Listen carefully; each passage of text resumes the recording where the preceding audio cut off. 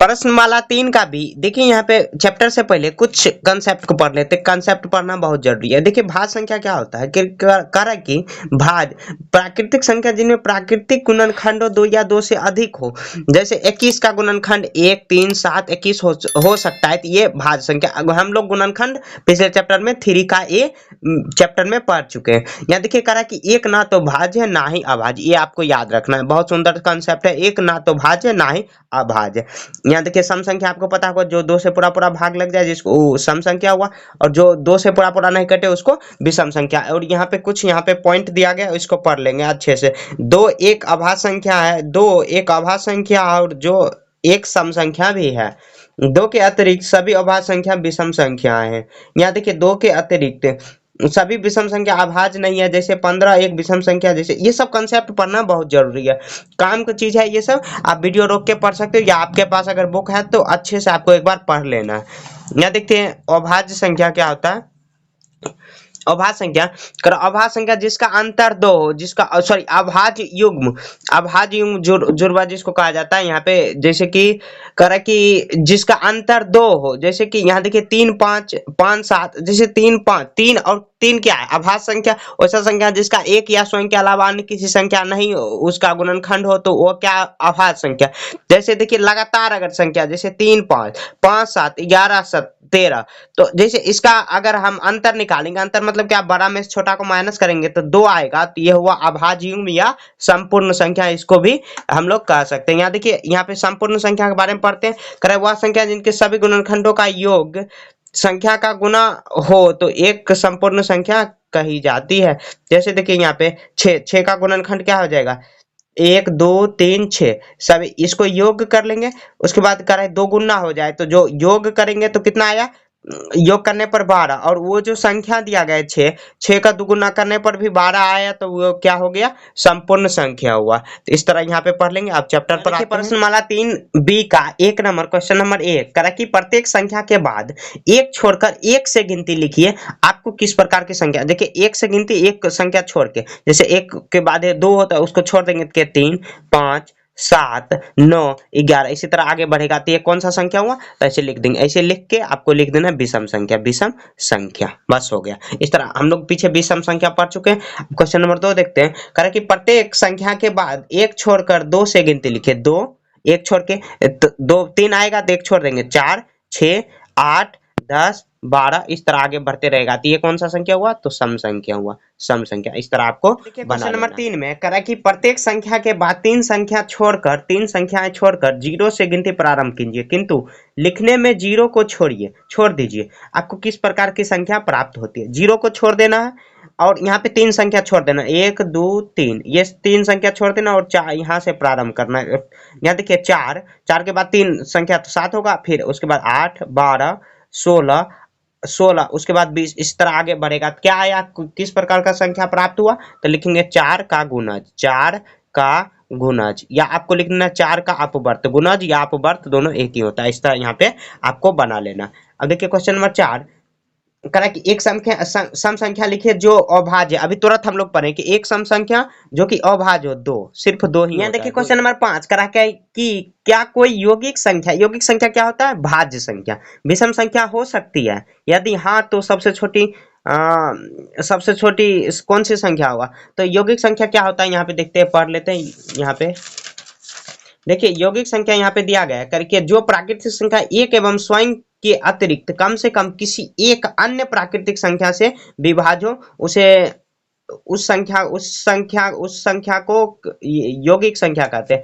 जैसे जिसको भाज्य संख्या बोलेंगे, तो सबसे छोटी भाज्य विषम संख्या क्या होगा, जैसे कि भाज्य संख्या क्या होता है, जैसे यहाँ पे स्टार्ट करेंगे 1 तो 4, उसके बाद क्या होगा, 4 के बाद 6 भी हो जाएगा, और उसके बाद 6 के बाद हो जाएगा 6 7 8 भी हो जाएगा, 9।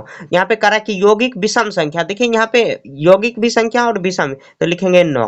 देखिए 9 में आ गया, इस तरह कर देंगे। यौगिक संख्या को ही भाज्य संख्या कहते हैं हिंदी में हम लोग, इस तरह यहाँ पे बना लेना। यहाँ देखिए करा कि 100 से छोटी सभी जुड़वा अभाज्य संख्या लिखे, इस तरह लिख लेना। यहाँ पे देखिए जुड़वा अभाज्य संख्या क्या होता है, इस तरह यहाँ पे 3 5 5 7 11 13, इस तरह आपको लिख लेना। 3 5 3 5 5 7 11 13, 11 13, 17 19, उसके बाद 29, यहाँ पे 17 29 31, उसके बाद आ जाएगा कॉमा देंगे 41 43, उसके बाद यहाँ पे देखिए उसके बाद 59 61, उसके बाद 71 और 73। इतना ही 100 से छोटा है, इतना ही 100 से छोटा दिया गया है, यहाँ पे बना लेंगे। देखिए यौगिक संख्या क्या होता है, यहाँ पे आपको पीछे हम लोग कंसेप्ट में ही पढ़ चुके हैं। सॉरी यौगिक नहीं, जुड़वा संख्या क्या होता है, इस तरह आपको भी बना लेना। नंबर 7 का यहाँ पे कह रहा है कि निम्नलिखित में से कौन सा अभाज्य संख्या। देखिए अभाज्य संख्या क्या होता है कि ऐसा संख्या जिसका एक या स्वयं के अलावा अन्य कोई संख्या विभाज्य नहीं कर पाए, तो वह अभाज्य संख्या कहलाएगा। देखिए ये 5 से विभाज्य हो जाएगा, तो 5 10 शून्य, या सॉरी शून्य नहीं, 5 एकम 5, 5 या 15, इस तरह यहाँ पे कर लेंगे और भी लग जाएगा। मतलब देखिए ये 5 से काट रहा है तो ये भाज्य संख्या हुआ, करा अभाज्य लिखना। 240 भी देखिए 2 से कट जाएगा, 120 यहाँ देखिए 2 से कट गया, मतलब एक या स्वयं के अलावा नहीं कटना चाहिए। यहाँ देखिए 139 नहीं कटेगा, 139 से ही सिर्फ कटेगा या एक से ही कटेगा, तो ये अभाज्य संख्या हुआ।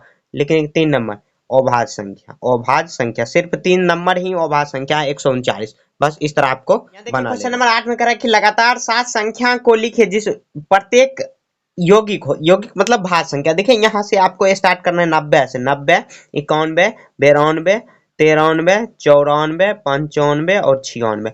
ये देखिए सभी भाज्य संख्या है, इसका कोई ना कोई गुणनखंड होगा, मतलब कोई न कोई बहुत सारा गुणनखंड इसका होगा, तो यही हो गया लगातार, मतलब 90 91 92 की लगातार है 96 तक।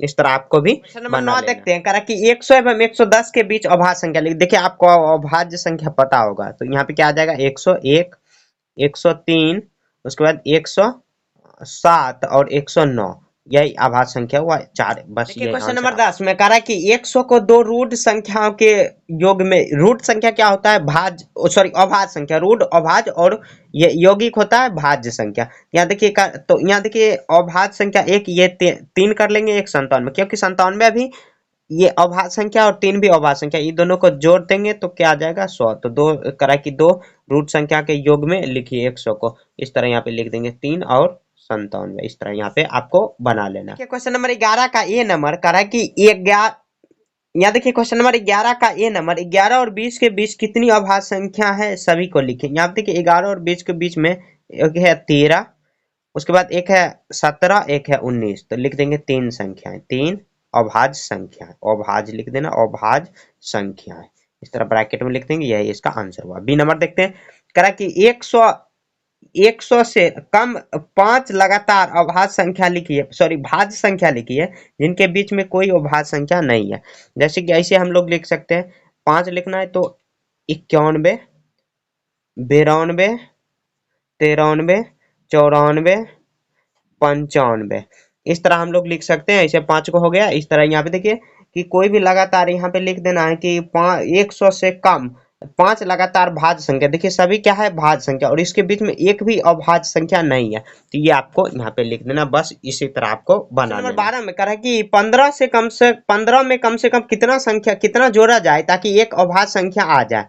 उस भाज्य, देखिए 15 के बगल में कौन सा भाज्य संख्या है, तो 17 लिखेंगे, वह संख्या जो अभाज्य है, अभाज्य है 17 हुआ। उसके बाद 17 हुआ, करा इसमें कितना कम से कम जोड़ा जाए, तो 17 में से आप 15 माइनस कर दीजिए तो 2, तो वह संख्या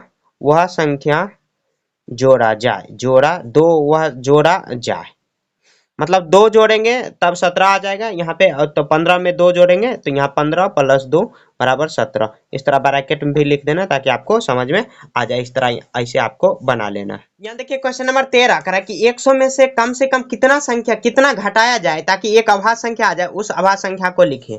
तो यहाँ देखिए 100 से कम, जस्ट कम कौन सा ऐसा संख्या है जो कि अभाज्य है, तो वह अभाज्य संख्या है 97। अब देखिए 100 में से कितना घटाए, तब 3 घटाए तब 97 आ गया, तो यहाँ पे तो कितना घटाया जाए, तो 3, क्योंकि 100 में से कितना घटाएंगे ताकि 97 आएगा, तो 3, तो लिखेंगे 3 घटाने पर अभाज्य संख्या आ गया, अभाज्य संख्या आ गया। इस तरह आपको भी बना लेना है, बस इसका कोई कंसेप्ट नहीं है, इसी तरह बनाना है, बस बना। देखिए क्वेश्चन नंबर 14 में करा कि 13 में कम से कम कितना जोड़ा जाए ताकि एक यौगिक संख्या हो जाए, उस यौगिक संख्या को लिखिए। देखिए यहाँ पे ऐसे लिखेंगे 13 के तुरंत बगल का यौगिक संख्या। देखिए 13 के बगल में यौगिक संख्या क्या, यौगिक क्या होता है, भाज्य संख्या। 13 के बगल में 14, तो यहाँ पे कह रहा है उसमें कितना जोड़ा जाए, तो 14 में से एक माइनस कर दीजिए, तो 13 माइनस कर दीजिए तो एक, तो लिखेंगे एक जोड़ने पर यौगिक संख्या आ जाएगा, यौगिक संख्या आ जाएगा। बस हो गया। इस तरह आपको भी क्वेश्चन नंबर 15 में करा कि 97 में कम से कम कितना जोड़ा जाए ताकि वह एक यौगिक संख्या हो जाए, वो उस यौगिक संख्या को लिखिए। देखिए यहाँ पे लिखेंगे 97 के तुरंत बगल में, 97 के तुरंत बगल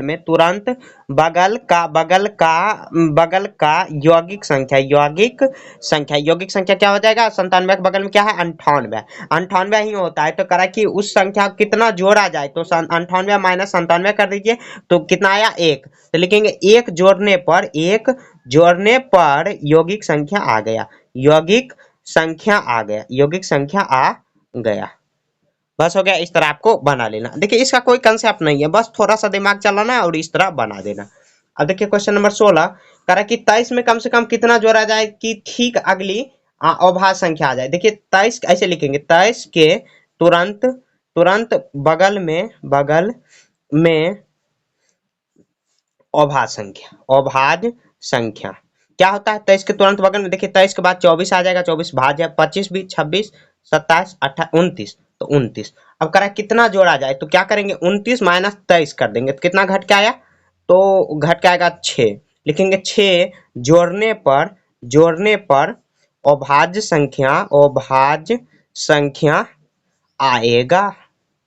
इस तरह आपको बना लेना, बस इसी तरह बनाना है, बहुत सिंपल है। इस सटीक ऐसे बना देना। नंबर 17 में करा कि सिद्ध करे कि 28 और 496 संपूर्ण संख्या। देखिए संपूर्ण संख्या हम लोग पीछे पढ़ चुके हैं, फिर भी एक बार आपको देख लीजिए। संपूर्ण संख्या क्या होता है, करा वह संख्या जिसके गुणनखंडों का योग, गुणनखंड करना, उसके योग संख्या का दोगुना हो जाए, एक संपूर्ण का संख्या कहलाता है। जैसे कि 28 है, क्वेश्चन नंबर 1 में 28, तो 28 का पहले गुणनखंड करेंगे, तो गुणनखंड करेंगे तो 1 लग जाएगा, 2 भी, 3 नहीं लगेगा, 4 से 5 भी नहीं, 6, 7 लग जाएगा। उसके बाद 7 7 चौक 28 हुआ, 7 5 नहीं लगेगा, 7 8 नहीं लगेगा, 9 या 27 नहीं लगेगा, 10 11 12 13 14, उसके बाद 28 खुद। अब क्या करेंगे यहाँ पे, ये सिद्ध करना, तो क्या करेंगे उस संख्या का योग, मतलब गुणनखंडों का योग, 1 2 4 7 14 और 28 करेंगे। करने के बाद देखिए 1 3 यहाँ पे कितना आ जाएगा, 1 2 3 3 7 3 10 10 4 14 14 28, 28 में 28 जोड़ेंगे, 28 में 28 जोड़ेंगे, कितना आया 6 और 56। देखिए 56 आया, यहाँ पे करेंगे 56 आ गया। उसके बाद देखिए यहाँ पे कितना है संख्या, 28 है, 28 को 2 से गुना करेंगे तो 56 आ गया। तो मतलब क्या ये जो किए, यह 28 क्या है, संपूर्ण संख्या, तो लिखेंगे अतः साबित हुआ, अतः सिद्ध हुआ, लिख देंगे अतः सिद्ध हुआ। एक बार और समझते हैं। देखिए कोई भी संख्या उसका पहले क्या करेंगे, गुणनखंड निकालेंगे, तो गुणनखंड 1 आया, 2 आया, 4 7 14, ये सब सिद्ध करना यही, तो सभी संख्या का योग कर देंगे, योग करने जोड़ने के बाद 56 आया। अगर 56 आया तो क्या करेंगे, 28 को 2 से गुना करेंगे, मतलब 2 गुना करेंगे, तो 56 यहाँ पर भी आ गया, तो मतलब वो संख्या संपूर्ण संख्या हो गया। इस तरह आपको बना लेना। यहाँ पे है 496 पहले गुणनखंड कर लेंगे, तो देखिए यहाँ पे गुणनखंड इसका 1 आ जाएगा, 2, उसके बाद 4 8 16 31 हुआ, 62 हुआ, उसके बाद क्या आ जाएगा 124। इसको मतलब आधा करना है, कभी 3 से भाग देना, कभी 4 से पूरा भाग देके आपको इस तरह निकाल लेना। 248 हुआ, उसके बाद 496 हुआ, हो गया। इस तरह ये गुणनखंड आ गया। अब इसको सिद्ध करना है, तो सिद्ध करेंगे क्या करेंगे, सभी को जोड़ देंगे, 1 + 2 + 4 + 8 + 16 + 31 + 62 प्लस यहाँ पे 24 है, 24, उसके बाद कितना आ जाएगा 248 + 496 ये आएगा। इसके बाद इसको जोड़ देंगे, जोड़ने पर यहाँ देखिए 496 का दोगुना कर देंगे, 6 दूनी 12 18 1 19 का 9 बाकी 1 4 8 1 9, कितना आया 992 आया, 992, तो यहाँ सॉरी 992, 6 दूनी 12 1 2 बाकी 1 18 1 19, क्या 8 एक 9, यहाँ पे आया 992। देखिए ऐसे भी 992 आ जाएगा, आपको जोड़ लेना, ऐसे इसको गुना कर लेंगे तो 992 आ जाएगा, तो सिद्ध हो गया। इस तरह यहाँ पे कर लें, पहले गुणनखंड कर लेना, गुणनखंड करने के बाद योग करना है, जोड़ने के बाद 992 आया, तो जो क्वेश्चन दिया गया उसका दुगुना करके देखेंगे क्या 992 आ रहा है, तो लिखेंगे हाँ सिद्ध हुआ। इस तरह कर लें। इसके साथ ये चैप्टर खत्म हो चुका है, अगले चैप्टर 3 का सी पढ़ेंगे, तब तक के लिए जय हिंद जय भारत।